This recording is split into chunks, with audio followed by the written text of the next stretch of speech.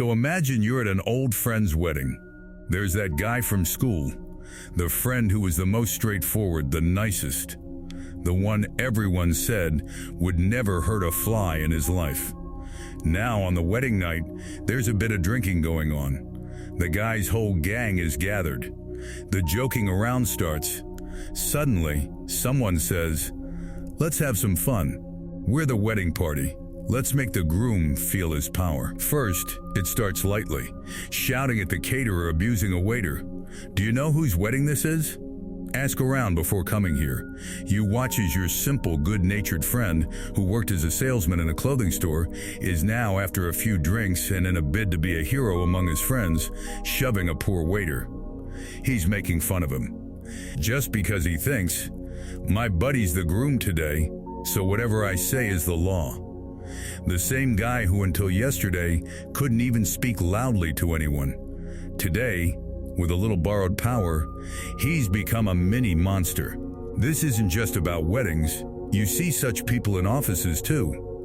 The ones who used to complain about the boss with you over tea, the day they become team leads, start screaming at you. In a government office, the guy who used to stand in line with you until yesterday, the moment he gets a small chair, suddenly starts making 1,000 excuses to move your file. Until you understand his language. So the question is, did these people suddenly become bad? Or was there something dark sitting inside all of us that came out the moment it got the chance? You think you're a good person. You think your principles, your morals, and your upbringing make you different from the rest of the world. You think that people who commit crimes, dictators who oppress people, or the boss who makes his juniors' lives hell, they are bad. And you are good. But today, I've come to shatter this illusion of yours. The truth is, you are not good.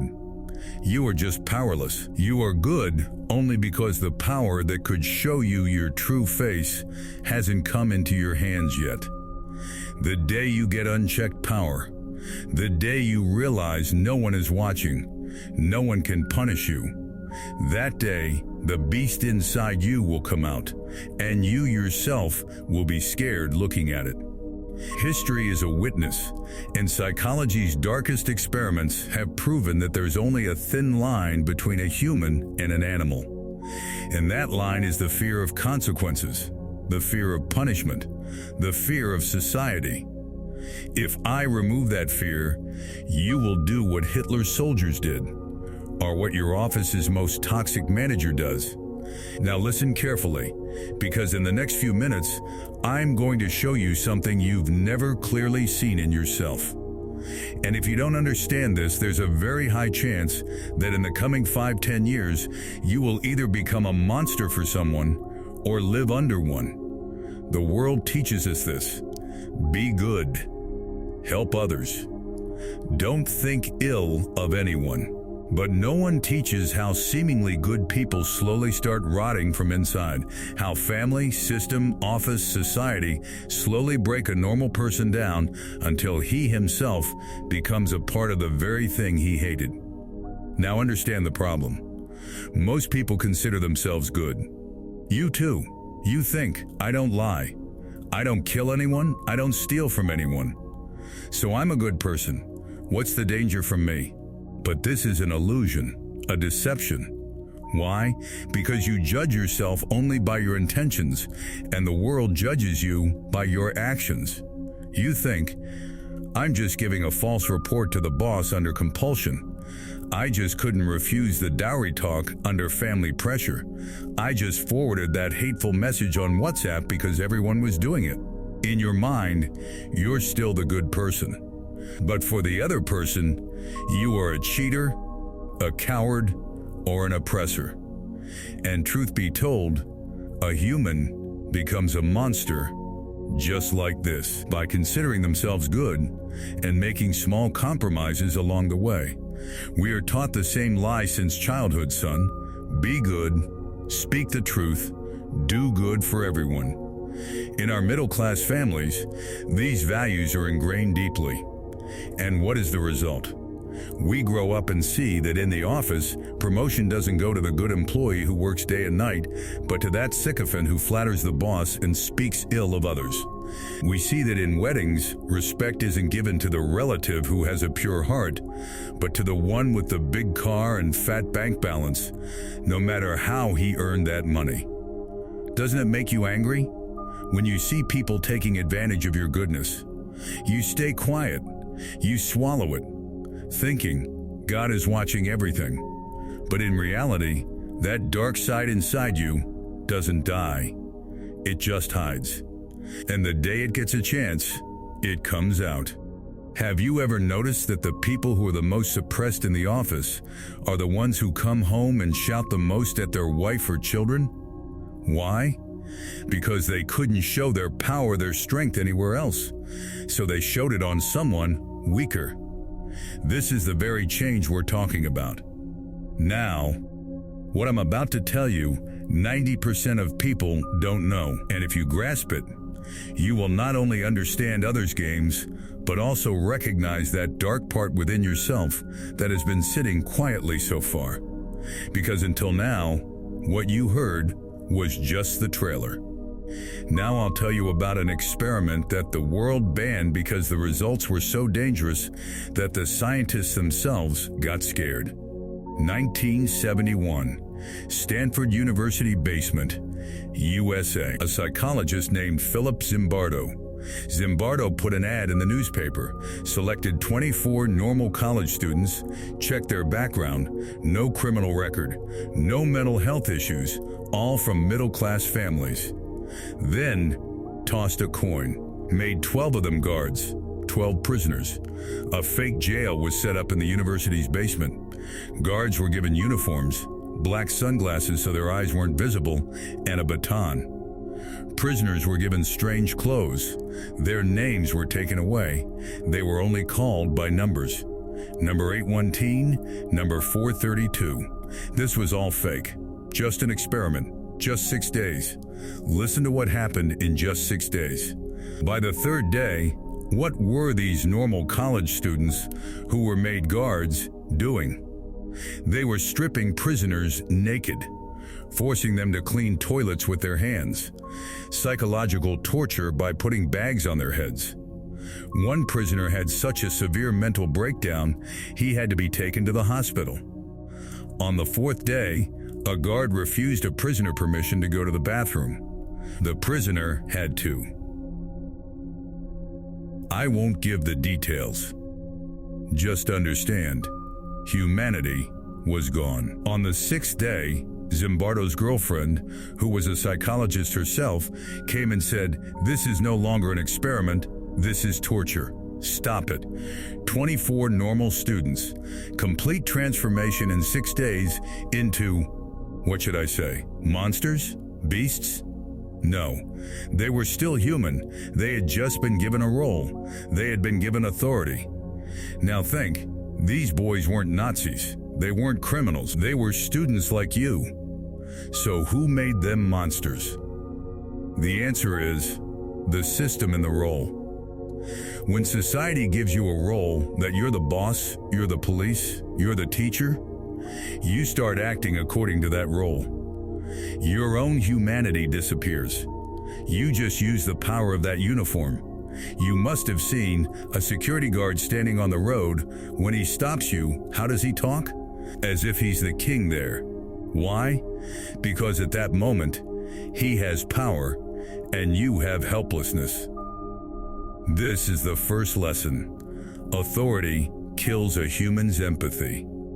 Now you're thinking, I wouldn't do that. Wrong. Stanley Milgram proved that 65% of people are ready to commit murder. Just on one condition, if an authority figure says, continue. Hearing about Milgram's experiment will shake your mind. Stanley Milgram, another psychologist, researched this. He told people to give electric shocks to a person in another room if they gave wrong answers. The shock button was labeled 15 volts, 150 volts, 450 volts. The person was an actor, acting. He kept screaming, "Please stop, I have a heart problem, I'll die." But the person giving the shock kept increasing it. Why? Because behind him stood a man in a coat who kept saying, "For the experiment, it's necessary. Continue." People heard screams, felt the pain, but didn't stop giving shocks. Why? Because they felt, "I'm not responsible. This man in the coat is responsible. I'm just following orders." 65% of people gave lethal shocks, 450 volts, enough to kill someone. Why? Orders from above. This is exactly what happens at your work too, whether it's a government office or a private company. Your senior, your boss, tells you to do unethical work. Make false sales reports, lie to a client. What do? You do it. You think, "Need to save my job." Orders from above. At that moment, you are doing exactly what those people did. You shift your moral responsibility onto someone else and turn yourself into a machine. It's a matter of survival. With this phrase, we commit the biggest crimes. Now listen carefully, because if you understand this point, the entire filter of your life will change. No order, no command from any boss, leader, guru, or politician is above your own intellect and conscience. Authorities are only followed by those who are fearful inside, weak, and running away from themselves. The people who say, "What can I do?" The system is like this. Those very people become the system's biggest weapons tomorrow. The next poison is dehumanization, meaning you stop seeing the other person as human. When you reduce someone to just a label, she's just a maid, he's just a driver, he's a Bihari, she's a Madrasi, he's from a lower caste, he's a blind follower, she's a liberal. Then you forget their humanity. Then you don't see their pain. And hurting them, causing them suffering, becomes very easy. Look in your own homes. How many times have you seen that the housemaid isn't even allowed to sit on a normal sofa, but the sofa is reserved for the family dog? In the office, someone is yelling at a guard because he opened the gate a bit late. In a government hospital, a nurse is treating a patient not like a human, but like a file. When you put someone in the category of them, those people, the empathy inside you dies. And if empathy dies, who will stop the monster from coming out? Within 5-10 years, you become a person whose 10-year-old version would be ashamed to see you. This is called moral disengagement. When you create excuses in your mind that make your own wrong actions seem normal. Everyone does it. What good will I do alone by being a saint? I'm doing it for the family. What's wrong with that? What difference does one lie make? I was just following orders. All these dialogues come from a mind that doesn't want to see itself becoming a monster. So it fools itself. Now think, in the last 1 year, what are those things you did where you justified yourself at the time but felt a slight guilt inside? That is the beginning of your fall. But the darkest part is still left.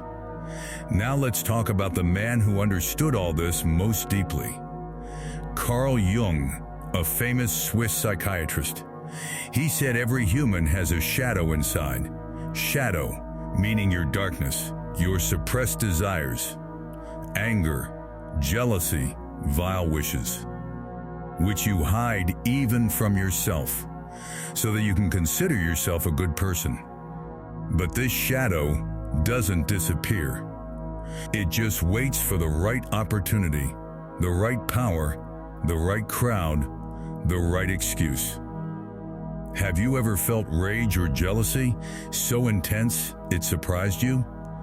Have you ever said or done something in anger that you later regretted? These are glimpses of your shadow. These are flashes.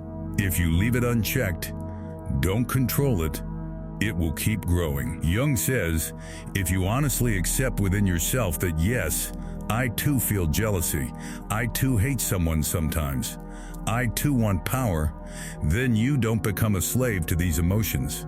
And when you think like this, you will have a choice. Then you use the emotion. The emotion doesn't use you. The people who think, I could never do wrong, are in the most danger. So now the question is, what is the cure for this? Should I tell you to be good? Help people? Nonsense. If you are weak, and therefore not doing anyone harm, you are not good. You are harmless. A rabbit is not virtuous because it doesn't eat the wolf. A rabbit is vegetarian not because of character, but because it is weak. Carl Jung said, "No tree can grow to heaven unless its roots reach down to hell.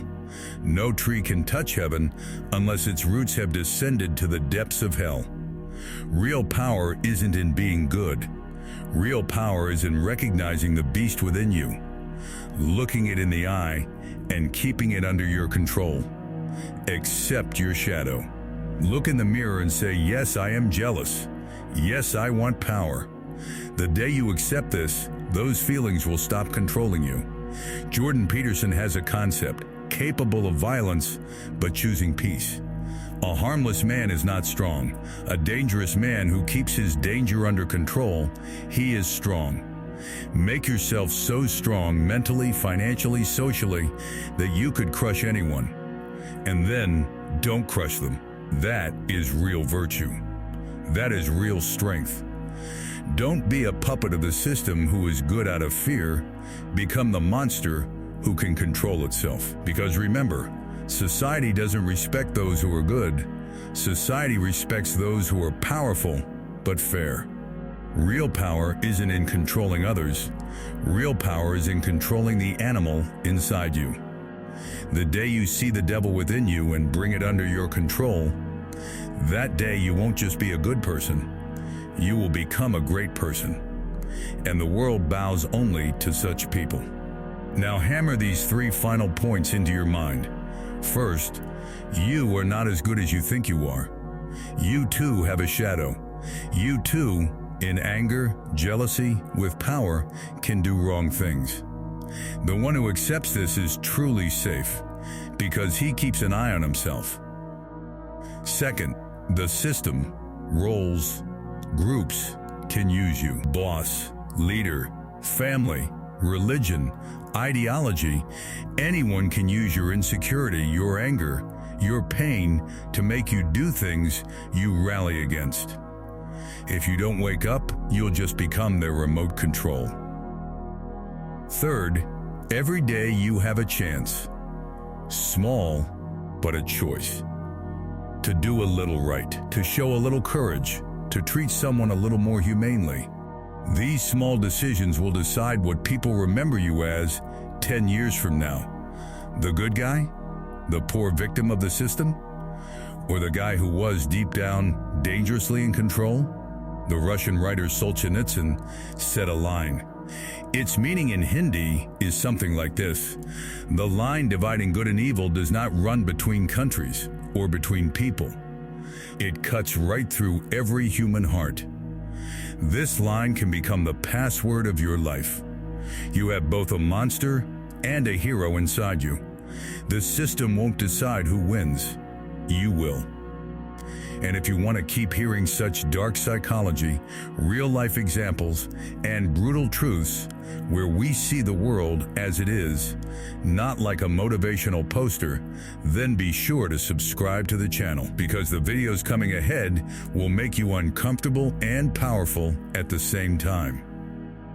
Remember, the biggest monster isn't the one you see outside. The biggest monster is the one growing inside you. And you don't even realize it. But now you know. And knowing is the first step. The rest is in your hands.